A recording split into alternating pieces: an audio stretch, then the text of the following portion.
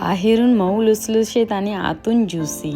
घरच्या घरी जर असे गरमागरम मोमो खायला मिळाले आणि सोबत ती बाहेर ठेल्यावर मिळते तशी लाल स्पायसी चटणी मिळाली तर किती छान. तर ह्या क्रेविंगसाठी आज घरच्या घरीच मोमो बनवायचे ठरवले. मोमो बनवण्यासाठी सर्वात आधी पीठ मळून घेऊया. पीठ यासाठी आधी मळायचं आहे जेणेकरून ते छान असं भिजलं जाईल.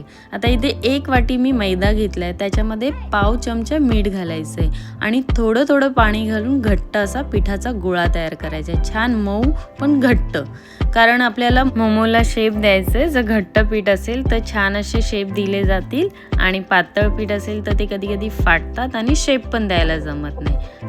अर्ध्यापेक्षाही कमी वाटी पाणी वापरले. आता आपण मोमोसाठी जी चटणी खाल्ली जाते ना, लाल मस्त अशी स्पायसी असते, ती बनवायला घेऊया. इथे मी असे छोटे छोटे टोमॅटो घेतलेले आहेत. ते छान असे धुवून घ्यायचे आणि मग असे भाजायचे दाखवल्याप्रमाणे. मी आज थोडी वेगळी चटणी करणार आहे, पण अगदी मस्त ठेल्यावर बनते तशीच आहे चवीला. आता हे टोमॅटो चांगले असे भाजून घ्यायचे आहेत आणि मग झाकण ठेवायचं आणि थोड्या वेळाने आपण त्याला सोलूया थंड झाल्यावर. आता गॅसवरती पुन्हा एक पॅन ठेवला आहे, त्याच्यात मी पाणी ठेवलं आहे गरम करण्यासाठी. आता इथे काश्मीरी मिरच्या घेतल्यात, 8 ते 10 मिरच्या आहेत. ह्याच्या आपल्याला बिया पूर्णपणे काढून टाकायच्या आहेत. आपल्याला फक्त याची स्किन घ्यायची, ज्याने चटणीला छान असा घट्टपणा पण येतो आणि खूप छान रंग आणि तिखटही असतेच. छान असं ते पाणी गरम झाले, त्याच्यामध्ये आपण ह्या मिरच्या टाकून चांगल्या अशा शिजवून घ्यायच्या, चांगल्या फुलेपर्यंत शिजवायचं आहे. आता टोमॅटोही थंड झालेत.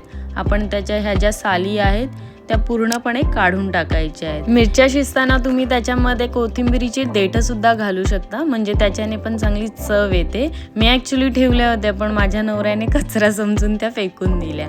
आता ह्या सगळे टोमॅटो सोलून झालेल्या आहेत. आता मी ज्या आपण मिरच्या शिजवलेल्या होत्या त्याही यात घालून घ्यायच्या आहेत आणि असं दरदरीत वाटून घ्यायचे. खूप जास्त फाईन पेस्ट नाही करायची.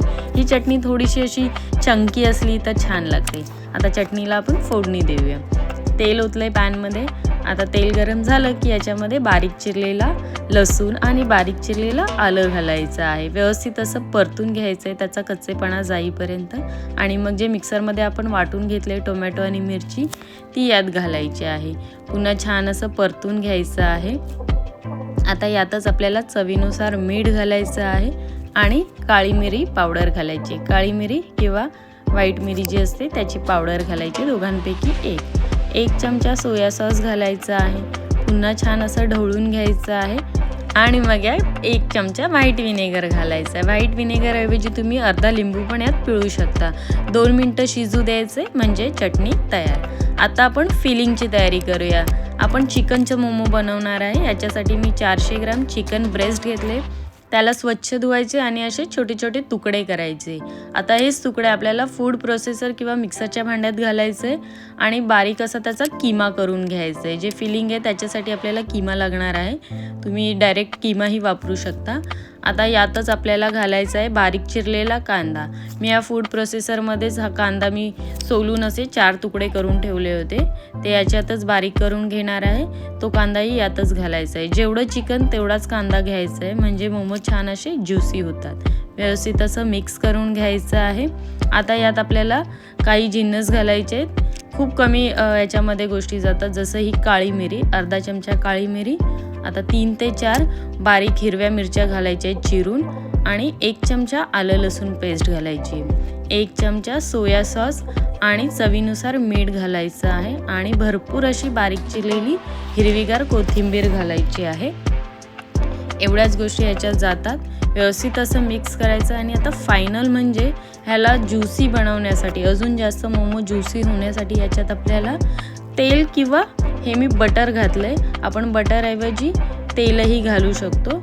2 ते 3 चमचे आपल्याला खायचं तेल आपलं घालायचं आहे. व्यवस्थित मिक्स करायचं आहे. आपलं सारण हे जे फिलिंग आहे ते तयार आहे. मैदा जो आपण मळून ठेवला होता तो छान असा भिजला गेला आहे, चांगला असा सॉफ्ट झाला आहे. म्हणजे घट्ट तर आहे पण असा मऊ गोळा तयार झाला आहे त्याचा. आता ह्याला पुन्हा चांगलं मळून घ्यायचं आहे आणि आता त्याचे छोटे छोटे उंडे करायचे आहेत. म्हणजे आपण जे पुरीला आपण उंडे करतो ना, अगदी त्याच्यापेक्षा छोटे. खूप जास्त मोठे आपल्याला पुऱ्या नाही बनवायचे आहेत किंवा खूप जास्त जाड किंवा खूप पातळ नाही करायचे. अगदी मीडियम थिकनेसवाल्या पुऱ्या आपल्याला लाटून घ्यायच्या आहेत. अगदी मध्यम आकाराच्या घ्यायच्या आहेत, खूप मोठ्या चपाती एवढ्या नाही करायच्या आहे. दाखवल्याप्रमाणे ही एवढी साईज आपल्याला करायची आहे. आणि मग आता त्याला फिल करायला घेऊया. अशी हातामध्ये वाटीच्या हिशोबाने त्याला असं हातात घ्यायचं आहे आणि मग आपल्याला जो जमतो, जो आवडतो त्याप्रमाणे याला शेप द्यायचा आहे. आता मला कोणत्याही प्रकारचे मोमो आवडतात, त्यामुळे मी कोणत्याही प्रकारचे शेप देत असते यांना. आता आज मी हा अशा प्रकारे शेप देणार आहे दाखवल्याप्रमाणे. आणि छान असे सगळे मोमो मी या पद्धतीनेच फिल करून घेणार आहे. हे असे बाहेर आलेलं सारण आपण आतमध्ये असं ढकलत जायचं आणि त्याला व्यवस्थित असं क्लोज करून घ्यायचं आहे आणि दाखवल्याप्रमाणे याला शेप द्यायचा आहे. हा शेप इझी आहे, हा कोणालाही जमेल असा आहे. आता याचप्रमाणे आपण सगळ्या मोमोला व्यवस्थित असं फिल करून घ्यायचं आहे. 1 ते 1.5 चमचा आपल्याला फिलिंग ह्याच्यामध्ये भरायचं आहे. फिलिंग भरण्यामध्ये कंजूसी नाही करायची. व्यवस्थित असा मोमो वाटला पाहिजे खाल्ल्यासारखा. आता चांगलं आपण फिलिंग भरून झालेलं आहे आणि आता आपण त्याला स्टीम करायला घेऊया. इथे चाळण घेतली आहे मी. चाळणीला व्यवस्थित असं तेल लावायचं आहे. तेल लावायला अजिबात विसरायचं नाही, जेणेकरून मोमो जेव्हा स्टीम होतील तेव्हा त्याच्या बुडाला ते चिकटले जाणार नाहीत, अलगद निघतात तेल लावल्यामुळे. आता मोमो आपल्याला बरोबर थोडा 2 मोमोजच्या मध्ये असा गॅप राहील, याप्रमाणे आपल्याला सगळे मोमो त्याच्यामध्ये ठेवायचे आहेत. म्हणजे जेवढे मावतील तेवढे, एकावर एक नाही ठेवायचे, नाही तर ते चिकटले जातील, फाटतील. आता ह्याला 10 ते 12 मिनटं मध्यम आचेवरती स्टीम करून घ्यायचे.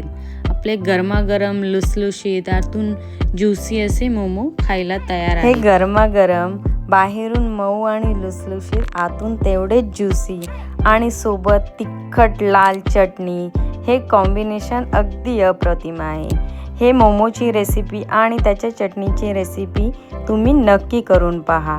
आवडल्यास लाईक करा, शेअर करा, सबस्क्राईब करा. भेटूया पुन्हा नवीन व्हिडिओमध्ये. तोपर्यंत धन्यवाद.